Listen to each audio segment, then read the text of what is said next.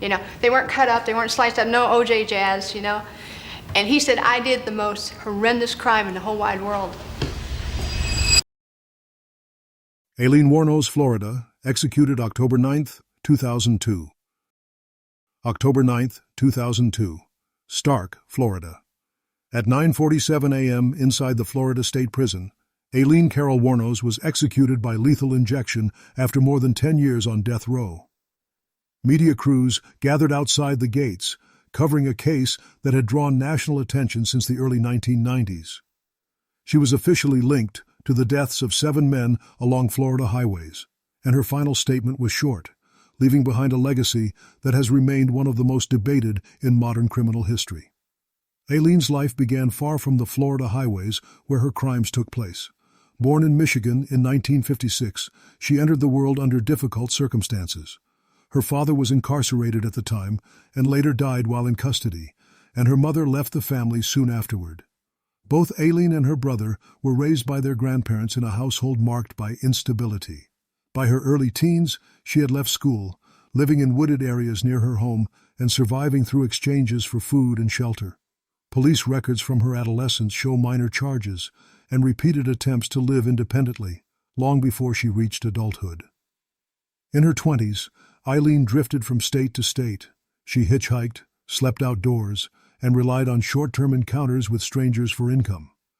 Arrest reports from Michigan, Colorado, and Florida document a pattern of minor offenses, including disorderly conduct and forged checks. In 1976, she briefly married a much older man, Louis Fell, but the relationship ended within months. With no stable support system and no long-term employment, she continued living on the roadside and traveling between towns. By the mid-1980s, Aileen had settled in Florida and entered into a relationship with Tyria Moore, a motel maid. Their partnership lasted several years and became the most consistent relationship in Aileen's life. They moved frequently, often staying in cheap motels or short-term rentals, relying almost entirely on Aileen's roadside encounters with male clients to cover daily expenses. Moore later became a central cooperating witness in the investigation that followed. The first death in the series occurred in December 1989. Richard Mallory, a 51-year-old electronics shop owner from Clearwater, disappeared during a trip across the state. His vehicle was discovered abandoned, and days later his body was found in a wooded area of Volusia County. He had been shot multiple times. At first, investigators believed it could have been the result of a robbery or an encounter gone wrong. Florida saw many highway-related crimes at the time, making it difficult to distinguish routine cases from more complex ones. In June 1990, a second man, David Spears, was found in a remote area of Citrus County. He too had been shot. From that point forward, bodies appeared in a pattern that captured investigators' attention. Over the next several months, 5 additional men were found across multiple counties: Charles Carskedden, Peter Seams, Troy Burris, Charles Dick Humphreys, and Walter Gino Antonio. All 7 men had been shot, and their vehicles were discovered abandoned or missing. Because the deaths occurred across such a wide geographical area, different police departments handled each case, which initially slowed the investigative process. The breakthrough came from the abandoned vehicle of victim Peter Seams. Witnesses reported seeing 2 women flee the scene after the car crashed. A composite sketch was created, and multiple tips pointed to Aileen Wuornos and Tyria Moore. Fingerprints recovered from Seams' vehicle matched Aileen's prints already on file from earlier arrests, giving investigators their first confirmed link. By January 1991, police launched a coordinated operation to find her. They located Aileen at the Last Resort Bar in Volusia County, a place she frequented. She was arrested without incident. Moore, who feared facing charges as an accessory, agreed to cooperate with authorities. In exchange for immunity, she assisted investigators by making a series of monitored phone calls encouraging Aileen to speak honestly about the deaths. Over several days, Aileen confessed on tape, stating that she was solely responsible. During questioning, Aileen claimed that each killing was an act of self-defense. She said the men had threatened or harmed her during their encounters and that she reacted to protect herself. However, prosecutors later pointed out that many details in her stories did not align with physical evidence. Investigators found no signs of defensive injuries on her, and the pattern of stolen items and abandoned vehicles suggested a consistent method rather than spontaneous, isolated incidents. Pawnshop slips bearing her fingerprints linked her directly to items taken from several victims. The first trial, held in early 1992, focused on the death of Richard Mallory. Court documents later revealed that Mallory had a history of violent behavior, though the jury was instructed that this information did not excuse Aileen's actions. Prosecutors were permitted to introduce evidence from the other killings under Florida's similar fact rules, which allow juries to consider patterns relevant to establishing intent. This decision became one of the most contested aspects of the trial. Jurors heard recordings of Aileen's confessions, testimony from pawnshop employees, and forensic experts who matched bullets and firearms evidence to the scenes. Witnesses also testified about Aileen's financial struggles and her reliance on roadside encounters as her primary source of income. Moore took the stand as well, describing her relationship with Aileen and the events leading up to the arrest. The defense argued that Aileen's perception of danger was shaped by years of instability, and that she reacted to what she believed were genuine threats. Mental health evaluations presented mixed conclusions. Some professionals described her as deeply troubled but aware of her actions, while others found evidence of long-term psychological problems. The jury ultimately convicted her of first-degree murder, and she received a death sentence. Over the following months, Aileen was tried for several additional murders, either pleading no contest or being found guilty, resulting in 6 death sentences in total. As appeals progressed, she sometimes refused to participate, insisting she wanted the process to end. Her attorneys continued filing appeals on procedural grounds, including questions about her mental state, the admission of similar fact evidence, and her competency at various stages of the trial. These appeals were reviewed and denied by state and federal courts. During this period, public interest in the case grew significantly. Documentaries, books, and extensive media coverage made her one of the most well-known female offenders in the country. The 2003 film Monster, released after her death, further amplified the debate about how her background shaped her actions. Some commentators emphasized her traumatic upbringing and years of instability, while others focused on the forensic evidence and the consistent pattern of the killings. By 2001, Aileen stated publicly that she no longer wished to pursue further appeals. Florida law required that she be evaluated to ensure she understood the consequences of this decision. Court-appointed psychologists found her competent. Once the final appeal avenues closed, the execution date was set. On the morning of October 9, 2002, Aileen declined the option of a special last meal, choosing only a simple snack hours earlier, whipped.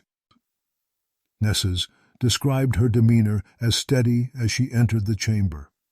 She gave a brief, unusual final statement referencing a future event. Then the procedure began. The state confirmed her death minutes later. Reaction to the execution reflected the same divide that followed the case for years. Some believed the legal process delivered justice.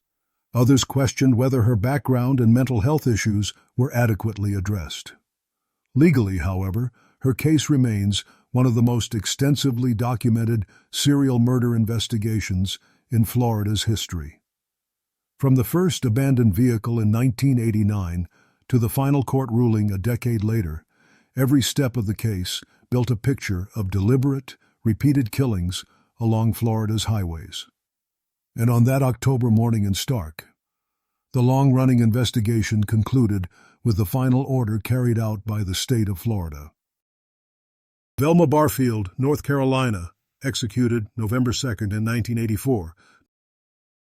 Just after midnight inside Central Prison, 52-year-old Velma Barfield was escorted into the execution chamber. Witnesses later described her as composed, speaking only to offer a brief prayer.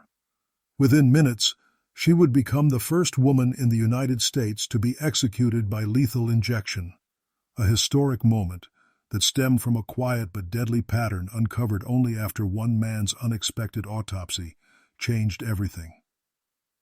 Velma's path to this moment began in rural Robeson County, where she was born Margie Velma Bullard in 1932. Her early years were shaped by financial strain and a strict household. Those who knew her as a child remembered a shy girl who stayed out of trouble and rarely pushed back against authority. She married young, hoping adulthood would offer the stability she lacked growing up. Her first marriage to Thomas Burke, however, was troubled. Burke had a serious drinking problem, and Velma increasingly relied on prescription medications, which complicated the household further. Their life was marked by arguments, long nights, and stress they never managed to resolve. In 1969, a fire tore through their home. Burke did not survive. At the time, the fire was ruled an accident, and Velma, widowed and with 2 children, tried to move forward. Nothing about the case suggested criminal involvement, and authorities closed the file. A few years later, she remarried, but the new relationship also crumbled under financial issues and her growing dependence on medications. Over time, Velma developed a habit of asking relatives and acquaintances for small loans and falling behind on payments. Bills accumulated, promises piled up, and yet her outward demeanor remained gentle and patient. She did not fit the image of someone living under mounting pressure, but those financial problems would later become a central part of the state's argument. In the mid-1970s, Velma began working as a caregiver. Her soft-spoken personality made her seem ideal for the role. Families trusted her, believing she could provide the stability their elderly relatives needed. Around this period, her mother, Lily Bullard, suddenly became ill. The symptoms appeared quickly, severe stomach pain followed by a rapid decline. She passed away in March 1977. Because of her age and medical history, the death was considered natural, and no further investigation took place. In 1978, Velma entered a relationship with a local man named Stuart Taylor, a tobacco worker known for his straightforward personality and easygoing nature. They were seen publicly as a compatible pair, and friends believed the relationship might bring stability to her life.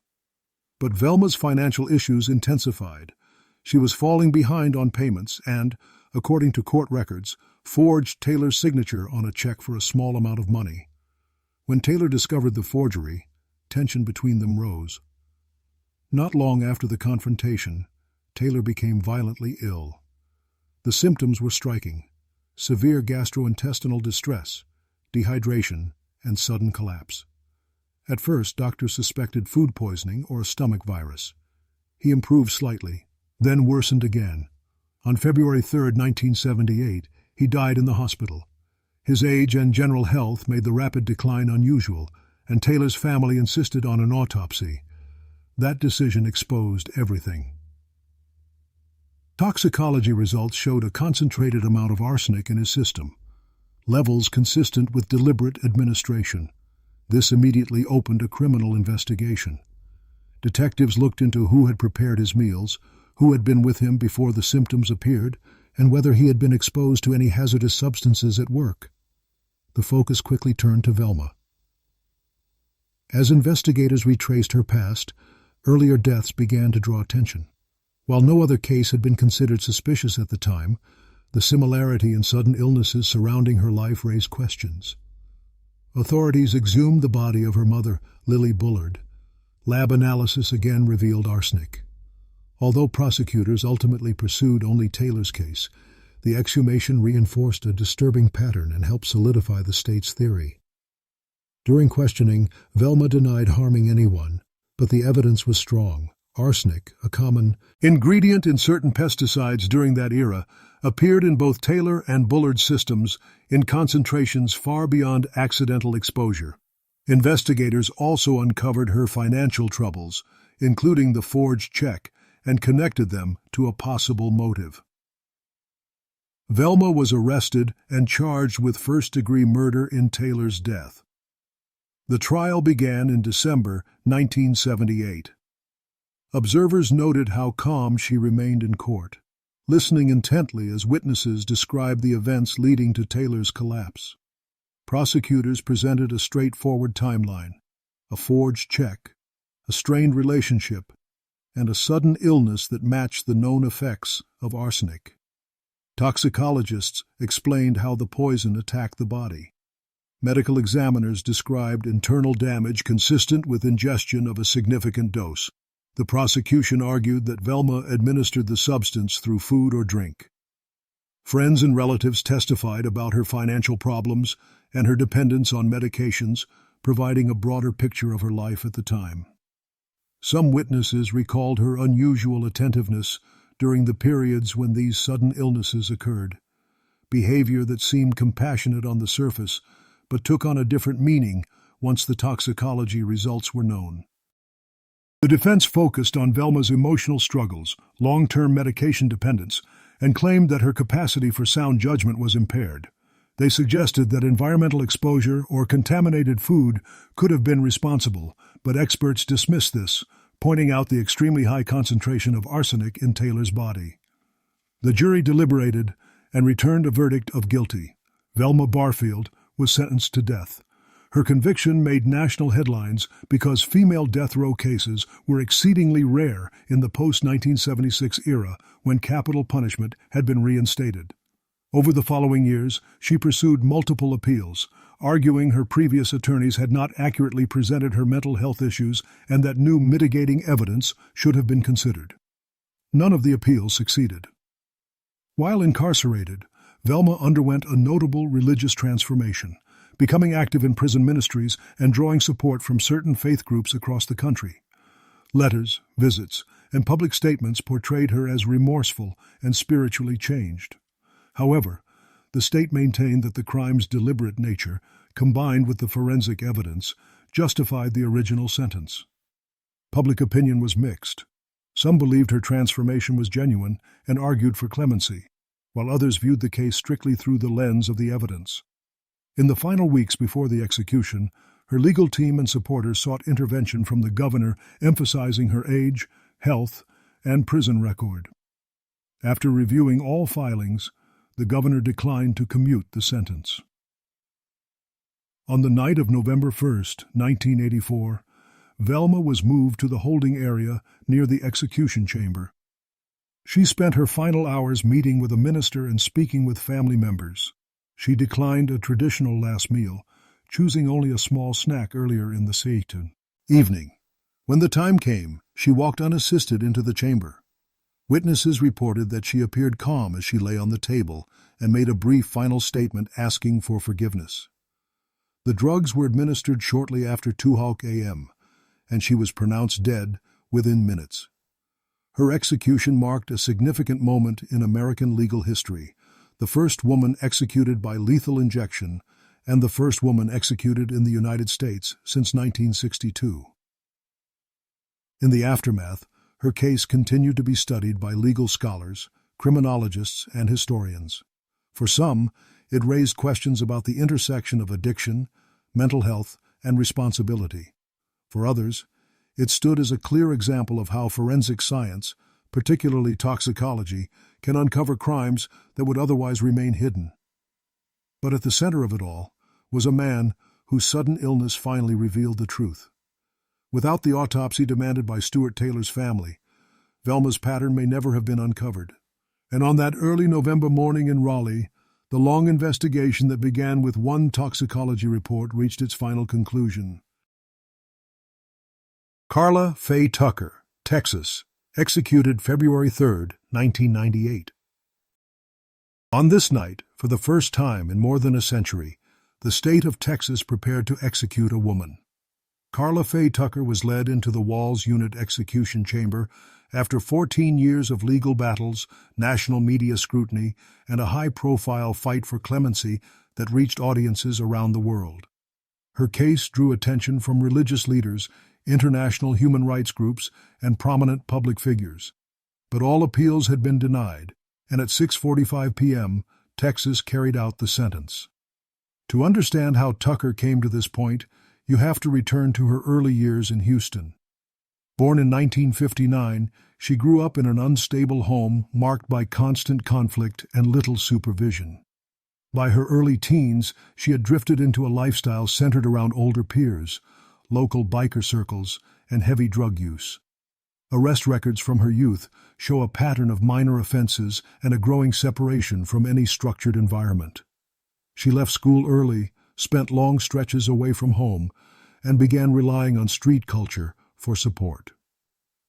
Through the late 1970s and early 1980s, she lived a transient life, often staying with friends, moving between biker groups, and working sporadically. Her relationship with Danny Garrett became one of the few consistent connections she maintained. Garrett was known in Houston's biker scene, and their lives revolved around drug use, parties, and an increasingly risky circle of acquaintances. By 1983, the combination of addiction, financial problems, and the unpredictable nature of their lifestyle set the stage for the crime that would define both of their futures. The events of June 13, 1983, began as a planned burglary. Tucker and Garrett believed that a man named Jerry Dean, who lived in a small Houston apartment, had stolen motorcycle part, as belonging to a friend. According to court records, they went to his apartment late at night intending to steal the parts back. Unbeknownst to them, Dean had company, a woman named Deborah Thornton, who was visiting him that night and had fallen asleep inside the apartment. When Tucker and Garrett entered the residence, what began as a burglary quickly escalated into a deadly confrontation. Evidence later presented in court showed clear signs of a struggle. Garrett struck Dean with a hammer during the initial altercation. Tucker then used a pickaxe found inside the apartment, striking both Dean and Thornton. The attack was rapid and frenzied. When the pair fled the apartment, both victims lay mortally wounded. Tucker and Garrett took several items with them and attempted to return to their normal routines.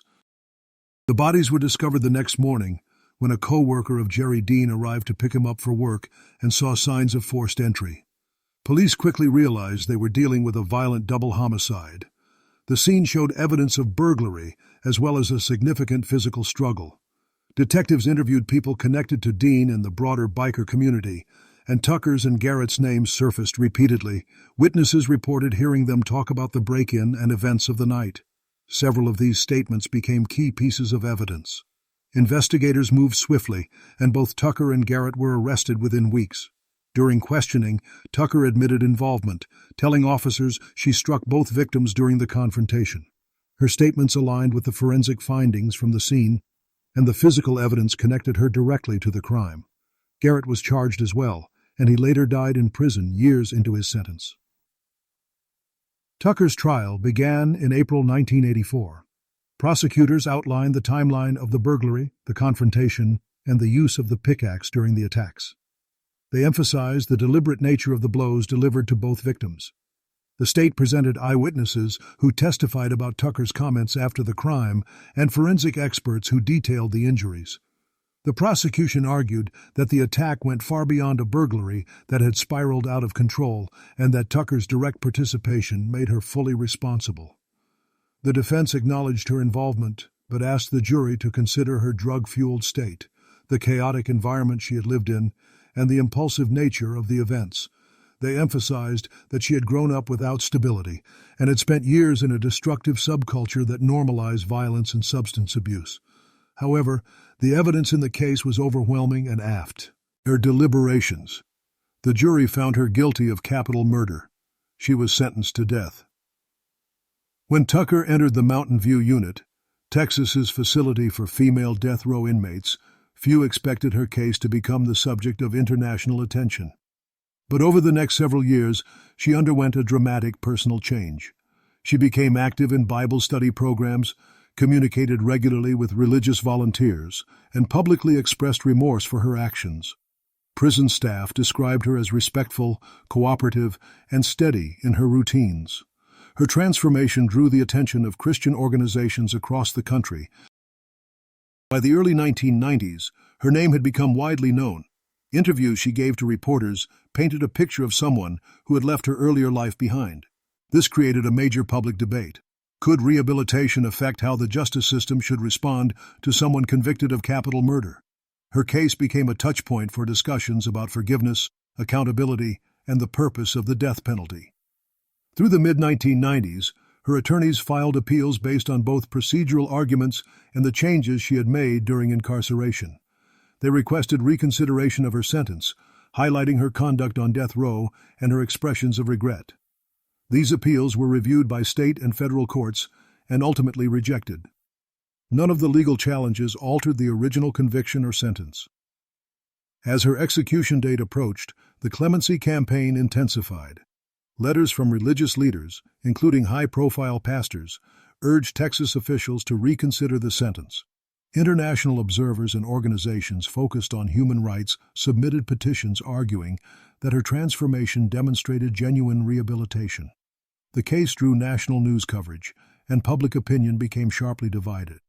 Some argued that her behavior in prison showed a level of reform rarely seen in capital cases. Others maintained that the nature of the crime outweighed any later change.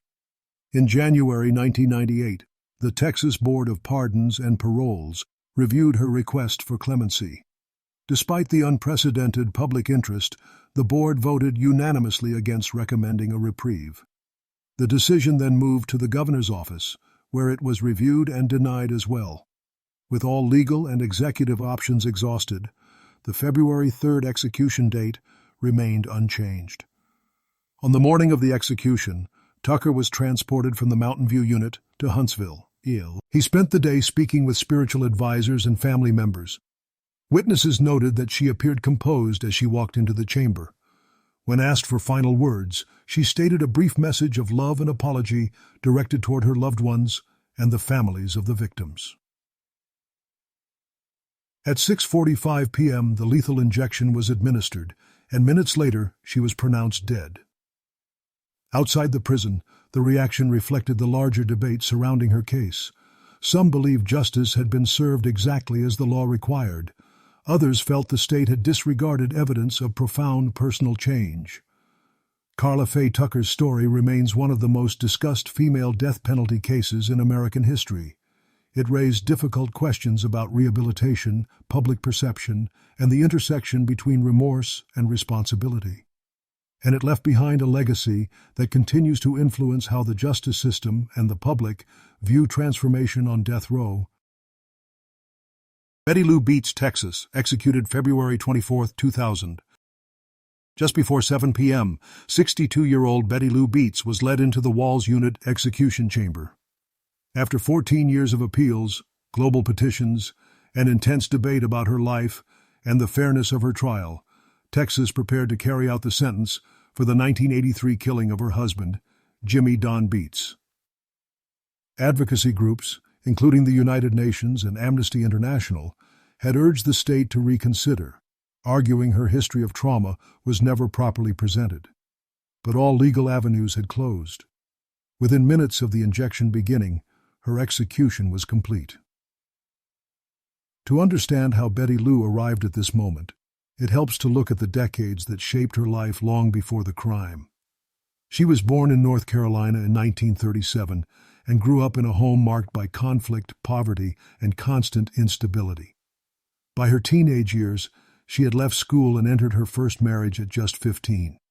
Over the next several decades, she would marry and separate from 4 husbands before meeting her 5th, each relationship characterized by tension, control, and unpredictable behavior from the men in her life. Court documents and later appeals describe a pattern of long-term mistreatment that began in childhood and continued into adulthood, though much of this history was never presented to jurors. By the early 1980s, Betty Lou was living in Henderson County, Texas, relying primarily on disability checks and occasional work to survive. She had ongoing financial stress and depended heavily on support from family. In 1982, she married Jimmy Don Beets, a former Dallas firefighter known locally for his outgoing personality and occasional temperament issues. Those close to the couple described their marriage as strained from the beginning. Arguments were frequent, and both struggled with financial pressure. The home environment was tense, and neighbors later recalled hearing loud disputes between the two. On August 6, 1983, Jimmy Don Beets disappeared. His boat was found abandoned at Lake Athens, engine running, fishing gear still inside, an apparent sign of a drowning. The sheriff's department treated it as a likely accident. Search teams canvassed the lake, but no body surfaced. With no evidence of foul play, the case remained open but quiet. Betty Lou filed for pension benefits and insurance not long afterward, something investigators would later scrutinize closely. For nearly 2 years, nothing suggested a crime. But in 1985, the entire case shifted when Betty Lou's adult son, Robert Branson, came forward. He told investigators that shortly after Jimmy Don's disappearance, his mother asked him to help move and bury a body in the backyard. Officers obtained a search warrant and began digging on the property. What they found changed the direction of the investigation immediately. Underneath a storage shed, they uncovered the body of Jimmy Don Beets. An autopsy revealed he had been shot in the head. The staged drowning was a deliberate cover, but the excavation didn't end there. While searching the yard, investigators discovered a second body, this one belonging to her former husband, Doyle Wayne Barker, who had vanished years earlier without much investigation. The presence of 2 victims on the same property gave prosecutors a powerful narrative. Betty Lou Beets had used concealment as a method before. Authorities arrested Betty Lou in 1985, and the evidence against her grew rapidly.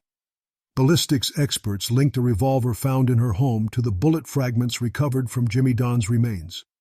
Witnesses, including her children, testified about movements and conversations around the time of his disappearance.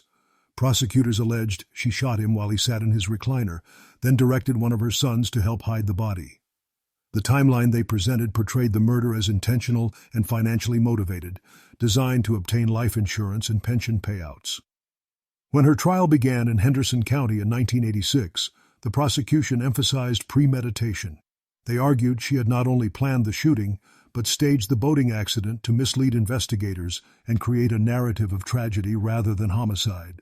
They presented evidence showing she attempted to collect insurance benefits shortly after his supposed drowning.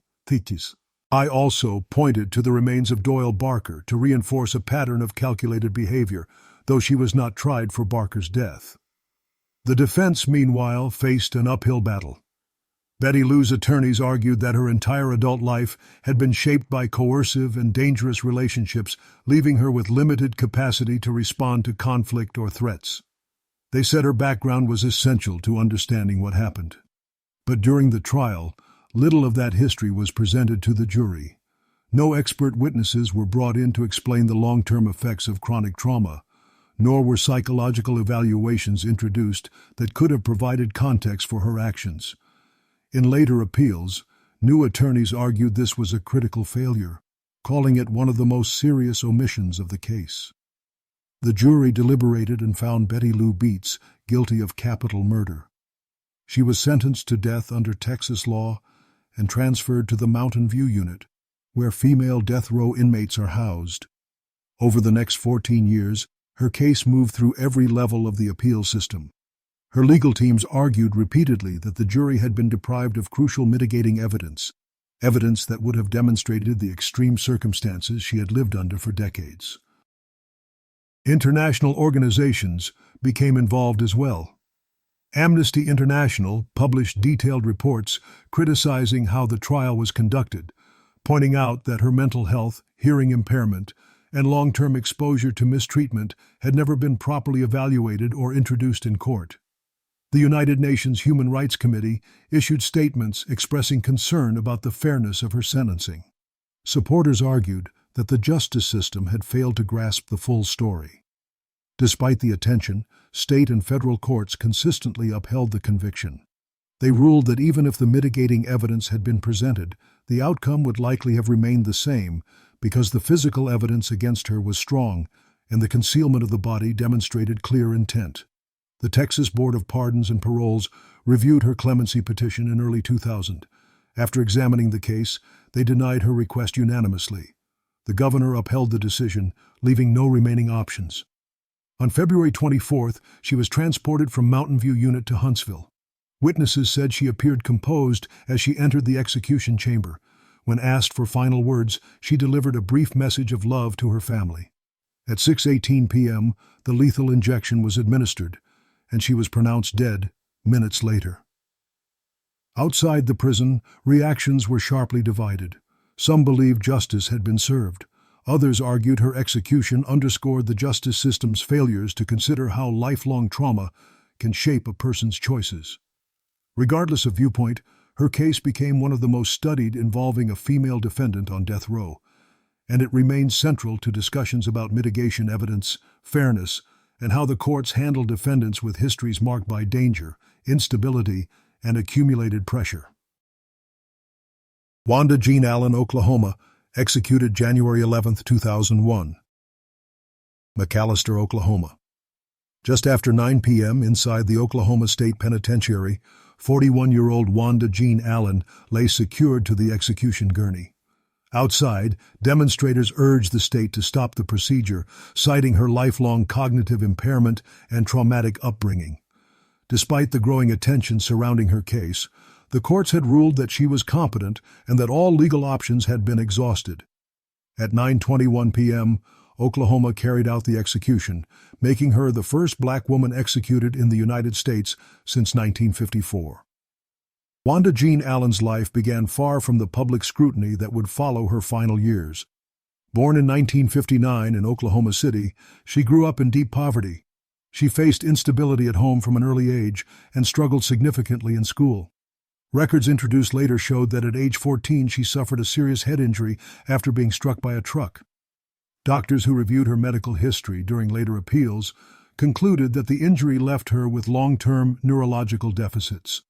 These limitations affected her reasoning, impulse control, and ability to process stressful situations. She never fully recovered academically and entered adulthood with few support systems.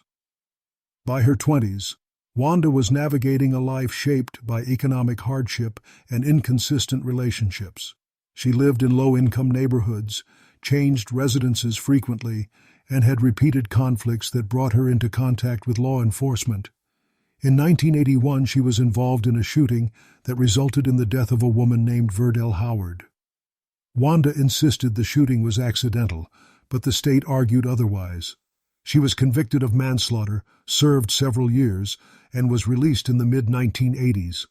Her attempts to build a stable life afterward were unsuccessful, and she continued living on the margins. In 1984, she met Gloria Leathers, a woman who would become her partner for several years. Their relationship was intense and often strained. Family members and friends later described frequent arguments and jealousy on both sides. They separated and reconciled multiple times, creating an emotionally volatile dynamic. Still, they remained deeply attached to each other, even as their disagreements grew more frequent. Everything changed on December 1, 1988. That morning, the two women argued in their shared home. Gloria left the residence and sought help from a nearby convenience store, where she used the phone to ask police to intervene. Officers responded, spoke to both women, and attempted to calm the situation. Afterward, Gloria left with a relative, hoping to avoid further conflict. But tensions lingered. Later that afternoon, Gloria went to the parking lot of the Oklahoma City Police Department's Southeast substation to seek additional assistance. Wanda arrived there shortly after. Witnesses reported hearing the two exchange heated words. During the confrontation, Wanda pulled out a revolver and shot Gloria once in the abdomen. Gloria collapsed, and officers at the station rushed to assist her. She was taken to the hospital but died from the wound. Wanda remained at the scene and was immediately taken into custody. Police obtained statements from witnesses and gathered evidence from the scene. The prosecution later argued that Wanda acted out of anger and jealousy. They emphasized that the shot was delivered at close range and that she had previously been involved in a fatal shooting. The state used her 1981 conviction to present a pattern of escalating violence. During pretrial evaluations, state-appointed examiners noted signs of intellectual limitations, but no comprehensive neuropsychological testing was conducted. Her trial attorneys presented only minimal information about her brain injury and its lasting effects. Later reviews would show that records documenting her impaired cognitive functioning existed, but the jury never heard expert explanations of how that impairment influenced her behavior, especially during emotionally charged situations. The trial began in 1989. Prosecutors presented eyewitness testimony and forensic evidence to show the shooting was intentional. They portrayed Wanda as someone who resorted to lethal force when confronted with personal conflict. The defense attempted to argue that the encounter escalated suddenly and that Wanda acted impulsively. But without expert testimony on her neurological deficits, the jury had no framework for understanding how her impaired processing abilities shaped her actions under stress. Wanda testified in her own defense, but her difficulty communicating complex thoughts worked against her. Prosecutors used inconsistencies in her wording to suggest that she was being evasive. The jury ultimately convicted her of first-degree murder and recommended the death penalty. The judge upheld the recommendation, and Wanda was sent to death row at the Mabel Bassett Correctional Center. Once incarcerated, Wanda's case began attracting the attention of civil rights groups, mental health advocates, and legal organizations. A new team of attorneys reviewed her background and uncovered medical findings that had not been explored at trial. Brain scans conducted during her appeals showed abnormalities consistent with the head injury she suffered as a teenager. Amnesty International released detailed reports raising concerns about her level of impairment and the failure of her trial counsel to present crucial mitigating evidence. Filmmaker Liz Garbus documented Wanda's final months in The Execution of Wanda Jean, a film that brought wider public awareness to the case. It highlighted conflicting perspectives.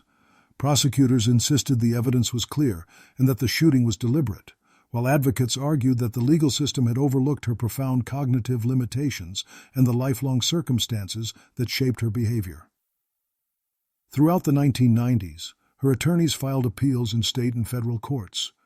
They argued that her trial representation was ineffective and that the jury had been denied information essential to reaching a fair sentencing decision. They emphasized that Wanda lacked the ability to fully understand the consequences of her actions and that she functioned intellectually at a level far below what the trial suggested. Despite these arguments, the Oklahoma Court of Criminal Appeals and federal courts upheld the conviction and sentence, ruling that the evidence of guilt was strong and that deficiencies in trial representation did not meet the legal threshold required for reversal. In the months leading up to the execution date, clemency petitions were filed with the Oklahoma Pardon and Parole Board. The petitions included statements from neurological and psychological experts, as well as human rights organizations, arguing that executing someone with her level of cognitive impairment raised serious ethical concerns. The board reviewed the case but voted against recommending clemency. The governor upheld the decision. On January 11, 2001, Wanda was transported from Mabel Bassett to the penitentiary in McAllister. She spent her final hours with spiritual advisors and close friends. Witnesses said she appeared calm as she entered the chamber. When asked for last words, she recited a short prayer. The execution began shortly after 9 p.m. and ended within minutes. Outside, protesters gathered along the prison fence, while others argued the courts had made the correct decision based on the evidence. Today, the case of Wanda Jean Allen remains central to discussions about intellectual impairment and the death penalty. Her life story is frequently cited in debates about whether the justice system can fairly evaluate defendants with neurological damage and limited cognitive functioning. Her execution marked the end of a long legal battle, but sparked continuing conversations about competency, sentencing, and the role of mitigation in capital cases. Francis Newton, Texas, executed September 14, 2005. Huntsville, Texas. Just after 6 p.m., 40-year-old Frances Elaine Newton was brought into the Walls Unit execution chamber. Outside, supporters held signs insisting she was innocent, while others believed the courts had examined the evidence thoroughly. Newton continued to deny responsibility for the deaths of her husband and 2 children right up until the end. At 6:17 p.m., Texas carried out the sentence, closing one of the most debated capital cases in the state's history. To understand how Frances arrived here, we begin in Houston during the mid-1980s. Frances grew up in Texas with a reputation for being reserved, hard-working, and focused on her family. She married 23-year-old Adrian Newton, and together they had 2 children, 7-year-old Alton and 21-month-old Farah. By 1987, they were living in a modest apartment in northwest Houston, struggling to make ends meet. Adrian had been working irregular jobs and, according to friends, had fallen into debt with local drug dealers. Their relationship carried growing strain from financial problems, arguments, and the instability surrounding Adrian's lifestyle. In the year leading up to the murders, Frances took out several life insurance policies. Records show she obtained a $50,000 policy on Adrian and smaller ones on the children. She later said the policies were meant to provide security for the family. Investigators, however, questioned the timing. She also purchased the policies without Adrian present, and his signature later became a major point of contention during the trial. Prosecutors alleged it was forged. Frances maintained that he had agreed to it. On April 7, 1987, Houston police were called to the Newton apartment. Inside, officers found a devastating scene. Adrian shot on the couch, and the two children fatally wounded in their bedrooms. There were no indications of forced entry or robbery. Frances had been visiting a cousin at the time and returned to find her family dead. She was distraught, but told officers immediately that Adrian had enemies, people he owed money to, and she believed they were responsible. Investigators searched for signs pointing to an outside attacker, but nothing suggested a break-in. A few days later, the case took a dramatic turn. Detectives searched the garage of a relative's home where Frances had recently stored a bag. Inside, wrapped in cloth, they found a .25 caliber pistol. Ballistics testing showed the bullets recovered from the victims matched that weapon. Frances denied ever seeing it. But a friend named Shirley Houston later testified that Frances had asked her to purchase a small handgun weeks earlier because she didn't want it in her own name. Houston confirmed she bought the pistol and gave it to Frances soon after. This testimony, along with the physical evidence, became the cornerstone of the prosecution's case. Investigators also looked closely at the insurance records. One examiner concluded that Adrian's signature on the policy appeared inconsistent with known samples. Prosecutors argued that Frances forged the signature, obtained the policy, and then attempted to contact the insurance company shortly after the murders. She disputed this, saying she never intended to cash anything and only made an inquiry while trying to understand paperwork requirements. The trial began in October 1987. Prosecutors argued that Frances intentionally shot her husband and children to collect insurance money. They presented the ballistics match, Shirley Houston's testimony about the gun purchase, and the insurance paperwork. They pointed to alleged inconsistencies in Frances's statements during early police interviews and argued that she had staged the crime to make it appear as though Adrian's drug connections were to blame. The defense countered that the case was circumstantial. They emphasized Adrian's dangerous associations and argued that someone connected to his debts could have entered the apartment. They questioned the state's handling of the firearm, noting that the gun was found in a garage accessible to several family members. They also argued that the insurance motive was overstated, pointing out the relatively modest policy amounts. Still, the jury found Frances Newton guilty of capital murder. She was sentenced to death and transferred to the Mountain View unit, where female death row inmates in Texas are housed. Over the next 18 years, her case became one of the most dissected in Texas. Defense teams presented new challenges during appeals, arguing that the ballistics testing used in the 1980s lacked the precision available through modern forensic methods. Independent experts later suggested that the firearm had not been conclusively proven to be the murder weapon under today's standards, though the state maintained that the original findings were sound. Questions also arose around the soundness of the gunshot residue analysis. Reports from forensic specialists indicated that the older methods used during her trial were limited and susceptible to contamination. None of this definitively proved innocence, but her attorneys argued that the combined scientific uncertainties warranted reconsideration. There was also debate around the insurance motive. While Frances did take out the policies, later reviews showed some ambiguity regarding Adrian's signature. Handwriting experts disagreed about whether it was forged, and the prosecution conceded at one point that it was possible Adrian had signed the form, but they argued that the insurance benefits still aligned closely with the state's theory. As time passed, her case gained national and international attention. Ministers, innocence advocates, and civil rights groups urged caution. They argued the evidence was circumstantial, and that a hasty execution could risk taking the life of someone who might have been wrongly convicted. Major newspapers in Texas ran investigative pieces questioning aspects of the forensic work.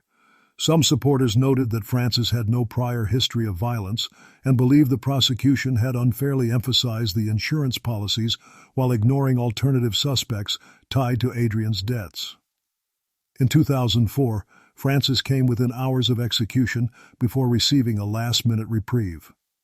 The Texas Board of Pardons and Paroles recommended a 120-day stay for updated testing of the pistol. Texas Governor Rick Perry approved the temporary delay. Over the next several months, courts reviewed the results of the new examinations, but concluded that the findings did not undermine the original verdict. Appeals were again denied. As her final execution date approached in 2005, supporters staged rallies, and her case became a focal point for debates about forensic reliability in older capital trials. Legal organizations urged the governor to grant clemency, arguing that scientific uncertainties should preclude the death penalty. However, the Board of Pardons and Paroles declined to recommend clemency. With no legal avenues remaining, the execution moved forward. On September 14th, Frances was transported from Mountain View Unit to Huntsville. Witnesses noted that she appeared calm and repeated her claim of innocence. When asked for final words, she softly denied harming her family. Moments later, the lethal injection was administered. Outside the prison, people on both sides reacted strongly, some insisting the courts made the correct decision, others convinced the state had ignored unresolved scientific questions. Her case remains one of the most discussed in Texas capital punishment history, and is still cited in debates about the reliability of forensic methods, the challenges of circumstantial evidence, and the risks inherent in relying heavily on ballistics from older testing eras. Today, Frances Newton's story continues to spark discussion among legal scholars, advocacy groups, and those studying wrongful conviction risk. Whether viewed as a woman rightly convicted or as someone caught in a deeply flawed investigation, her case stands as a lasting reminder of how contested and emotionally charged death penalty cases can become, especially when evidence leaves room for doubt.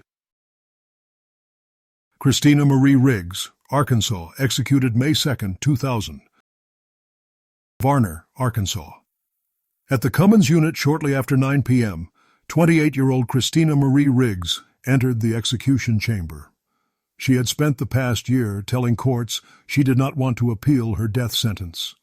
It was a rare position in a capital case, and her refusal to pursue further legal challenges created a wave of ethical debate across Arkansas. At 9:00 p.m., the drugs were administered, and minutes later, she was pronounced dead, becoming the first woman executed in Arkansas since the mid-1800s. To understand how Christina reached this point, you have to return to her early years. Born in Oklahoma in 1971, she grew up in a household marked by financial instability and frequent moves.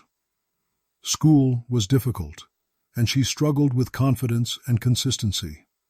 After high school, she trained as a licensed practical nurse, a profession that gave her steady employment, even if she often felt overwhelmed by the pressures of hospital work. By the mid-1990s, she relocated to Arkansas. She worked at the Arkansas Heart Hospital in Little Rock, where co-workers described her as quiet and capable.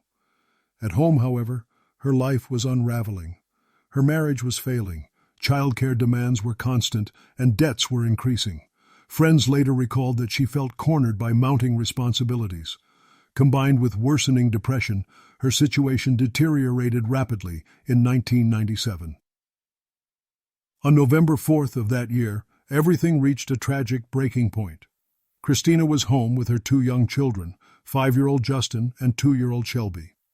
Relying on medication she had access to through her nursing job, she injected both children with drugs intended to stop their hearts. When the injections did not have the immediate effect she expected, she smothered them. She then wrote several notes explaining what she had done and why, and attempted to take her own life, using a mix of medication and injections. For hours, she lay unconscious. The next morning, her mother, unable to reach her, arrived at the home. She discovered Christina barely responsive and the children already gone. Emergency crews transported Christina to a hospital, where she received treatment and regained consciousness later that day. When investigators questioned her, she admitted the killings and described her actions in a matter-of-fact way. She told officers she believed she had failed as a parent and thought ending their lives, and her own, was the only path left. Her confession aligned with the notes police recovered from the home. The evidence left little uncertainty.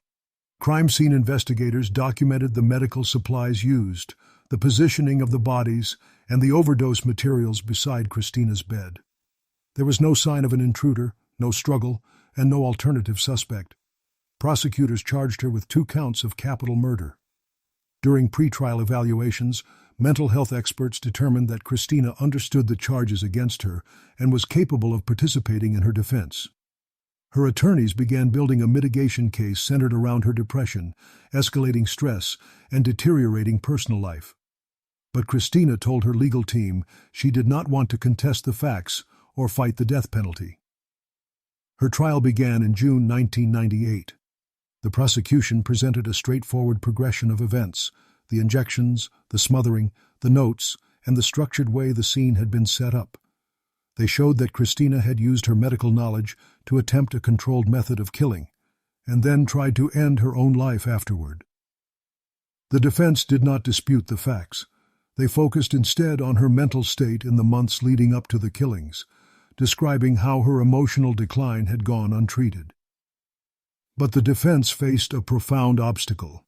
Christina made clear in her testimony that she took responsibility for the deaths and did not want her attorneys to introduce extensive mitigation. She stated openly that she believed she deserved the death penalty. Despite her team's efforts to argue that her condition affected her judgment, she continued to reject any attempt to lessen her punishment. After deliberating, the jury found her guilty of capital murder. They sentenced her to death, and she was transferred to the Varner unit for women on death row. What followed was one of the most unusual appeal processes in modern Arkansas history. By law, every death sentence must undergo automatic review, even if the defendant does not request it. Christina, however, filed a motion waiving any further appeals. This prompted the Arkansas Supreme Court to order competency evaluations to determine whether she could make that decision knowingly. Psychologists interviewed her and concluded she understood the consequences of her choice and had a rational grasp of the legal process. On that basis, the court ruled she could decline further appeals. This decision ignited statewide and national conversation about whether someone in Christina's mental condition could truly consent to execution. Advocacy groups, including Amnesty International, questioned the ethics of allowing a defendant with severe depression to waive appeals. Mental health organizations argued that the court should have imposed mandatory psychological intervention rather than honoring her request. But the legal system, satisfied that she met competency standards, allowed the sentence to proceed without delay. Throughout 1999 and early 2000, her attorneys continued to raise concerns about her mental health, but Christina herself refused to participate in additional appeals or mitigation efforts. She stated repeatedly that she did not want to spend her life in prison and believed the death penalty was appropriate for what she had done. As the execution date approached, public reaction remained divided. Some believed the sentence was justified and pointed to her confession and the absence of alternative explanations. Others argued that her mental state should have prevented the state from accepting her waiver, calling the case an example of the justice system failing someone in obvious emotional distress. On May 2, 2000, Christina was transported to the Cummins unit for execution. Her final hours were quiet. She met with spiritual advisors, declined to give a last statement, and did not seek to delay the procedure. Witnesses described her demeanor as calm as she was secured to the gurney. The lethal injection began at 9 p.m., and she was declared dead shortly after. Outside the prison, demonstrators gathered in small groups. Some saw her case as clear-cut. Others believed her execution raised troubling questions about competency, depression, and the state's responsibility to intervene even when a defendant requests death. In the years that followed, Christina Riggs's case has remained central to discussions about mental health challenges in capital cases. Legal scholars continue to debate whether courts should permit a defendant suffering from profound emotional deterioration to waive appeals. Her case is still cited in arguments about the limits of autonomy, the role of untreated depression in criminal decisions, and the complexities that arise when someone asks the state to carry out their execution. For Arkansas, her execution formally closed the legal proceedings, but the ethical questions raised by her choices and her mental condition continue to be examined by attorneys, psychologists, and advocates across the country. Lisa Montgomery, federal, executed January 13, 2021. Terre Haute, Indiana. Before dawn, inside the Federal Correctional Complex, 52-year-old Lisa Marie Montgomery was secured to the execution gurney. For months, attorneys and advocates had attempted to halt the federal government's plan to carry out the sentence, arguing that her long history of severe mental illness and documented neurological damage made the punishment inappropriate. But after a series of overnight court rulings, the final stay was lifted. At 1:31 a.m., she became the first woman executed by the federal government in more than 6 decades. Lisa Montgomery's life began far from the national spotlight. Born in 1968 in Kansas, she grew up in a home marked by poverty, instability, and a near-total absence of reliable care.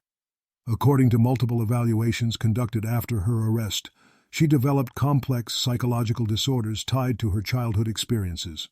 These included dissociative conditions, trauma-related symptoms, and cognitive impairments, later confirmed through neurological testing. As she entered adulthood, she carried these untreated issues into a series of unstable marriages, moves across the Midwest, and increasing social isolation. By the early 2000s, Montgomery was living in Melbourne, Kansas. Friends and relatives later testified that she frequently invented stories, particularly around pregnancies, and often struggled to separate reality from imagined narratives during periods of emotional stress. Mental health professionals who later reviewed her history described this pattern as long-standing and tied to coping mechanisms formed early in her life. In 2004, Montgomery began spending large amounts of time online, searching dog breeding forums and chat rooms. Through one of these groups, she connected with 23-year-old Bobby Joe Stinnett, a dog breeder from Skidmore, Missouri. The two exchanged messages about rat terriers and upcoming litters. Bobby Joe had no idea that Montgomery had been telling her family she was pregnant, a claim consistent with her earlier fabricated pregnancies. Federal records show that Montgomery's fixation on this falsehood became a central part of the events that followed. On December 16, 2004, Montgomery drove from Kansas to Skidmore under the pretense of purchasing a puppy. She brought with her a length of rope and a small knife. After engaging in conversation inside Bobby Joe's home, she attacked her, strangling her, and fatally injuring her during the struggle. Montgomery then cut the premature infant from Bobby Joe's abdomen, took the newborn, and drove back to Kansas. She later presented the baby as her own. Bobby Joe's mother found her minutes after the attack and immediately contacted authorities.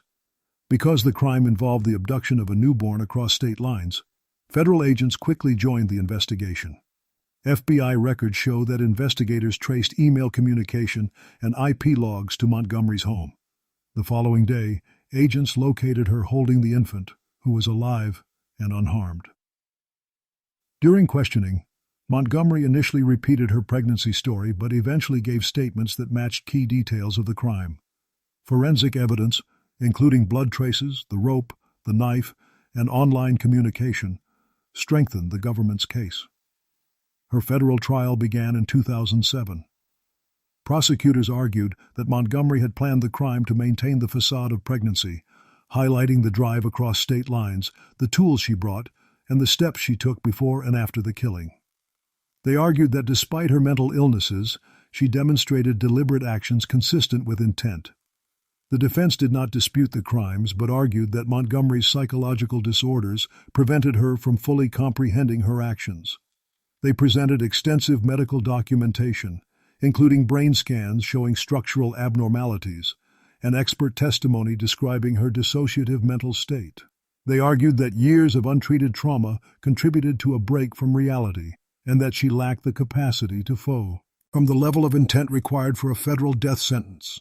Prosecutors responded that Montgomery displayed planning and awareness that demonstrated legal responsibility.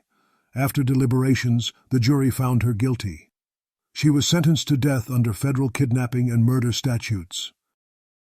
Over the next 13 years, the case moved through the federal appeals system.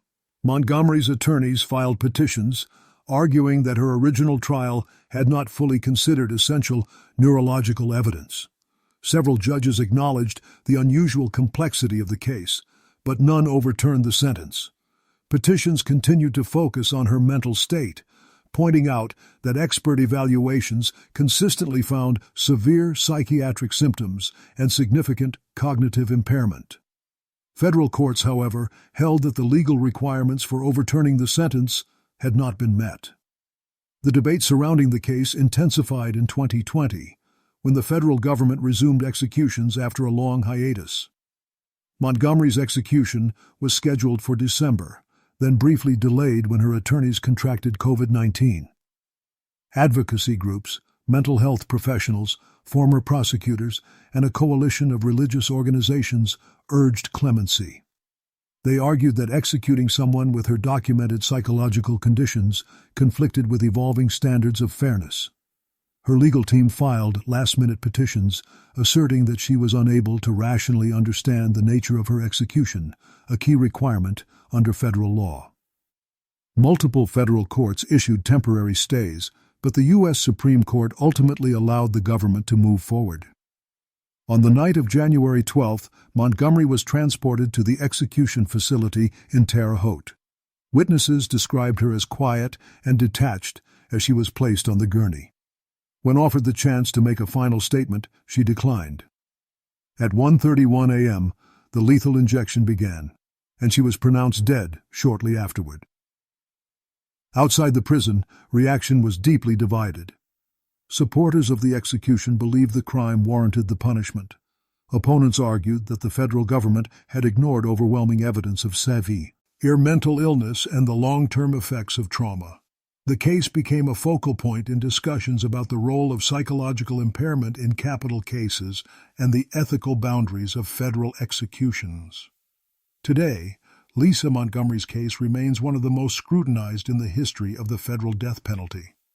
Legal scholars continue to debate whether the courts adequately addressed her mental health evidence and whether the justice system is equipped to handle cases involving deep psychological complexity. Regardless of perspective, the case left a lasting impact on national conversations about trauma, accountability, and the limits of capital punishment. When you look across these stories, spread over decades and across state lines, patterns begin to surface. Not in the crimes themselves, each one is its own tragedy, but in the paths that led to them. Many of these women came from childhoods marked by instability, isolation, and pain. Some battled addiction. Some lived under the shadow of dangerous partners. Others carried untreated mental illness for years, slipping through every system meant to protect them. And when their cases reached courtrooms, mitigation evidence was sometimes heard, sometimes dismissed, and sometimes never presented at all. That uneven handling shaped the outcomes as much as the crimes did. From a legal perspective, these cases sit in a uniquely small corner of American history. Since the reinstatement of the death penalty in 1976, women have represented only a fraction of capital prosecutions and an even smaller fraction of executions. Their cases often raise deeper questions about competency evaluations, about the weight of trauma, about whether a battered woman defense should alter the course of sentencing, and about how the justice system interprets intent when mental illness appears in the background. State correctional departments, federal court filings, and international human rights organizations have all documented the long-standing debates surrounding these rare executions. And so, as the final moments of this documentary fade out, one question lingers. When we study these cases, what do we see? A justice system responding to horrific crimes? A system failing to recognize the damage done long before the crimes ever took place? Or a collision of both, accountability on one side and decades of ignored suffering on the other? There isn't a simple answer. Maybe there never will be. But I'd like to hear your thoughts. Which case shocked you the most? Which one made you question a system or the structures that failed long before the crime? If you want more deep-dive true crime documentaries like this, make sure to subscribe, leave a comment, and stay tuned for the next investigation.